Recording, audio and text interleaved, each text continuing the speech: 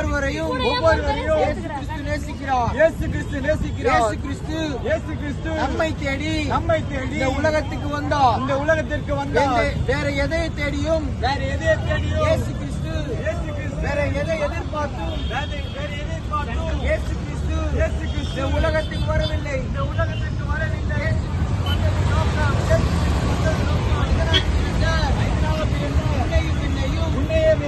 காப்பாற்றும்படிக்காகவும் வாழ வைக்கும்படிக்காகவும் அவர் நம்மை நேசித்தபடினாலே இந்த உலகத்தில் மனிதனாகவே தோன்றினார். இயேசு கிறிஸ்து தேவனுக்கு சமமாக இருந்தும் அதை அவர் கொள்ளையாடின பொருளாக எண்ணாமல்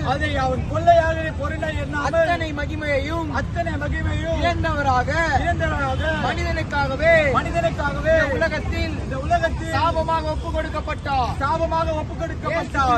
இயேசு கிறிஸ்து உன்னுடைய என்னுடைய வியாதிகள் நீங்கும்படி சாபங்கள் ஒழியும்படி தரித்திரங்கள் போகும்படி உனக்காகவே அவர் சிலுவையில் அறையப்பட்டார்.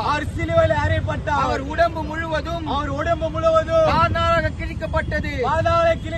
இவ்விதமாக மனிதன் செய்கிற ஒவ்வொரு அக்கிரமத்துக்கும் இயேசு கிறிஸ்து உனக்காகவே அடிக்கப்பட்டார்.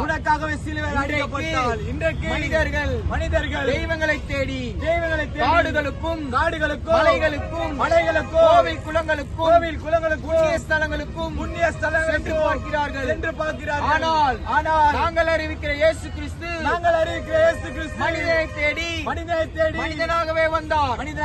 வேற யாரும் உன்னை தேடி பாவங்கள் நீங்கும்படி உன்னை வாழ வைக்கும்படி உபத்திரவங்கள் நீங்கும்படி உன்னை தேடி வரவில்லை.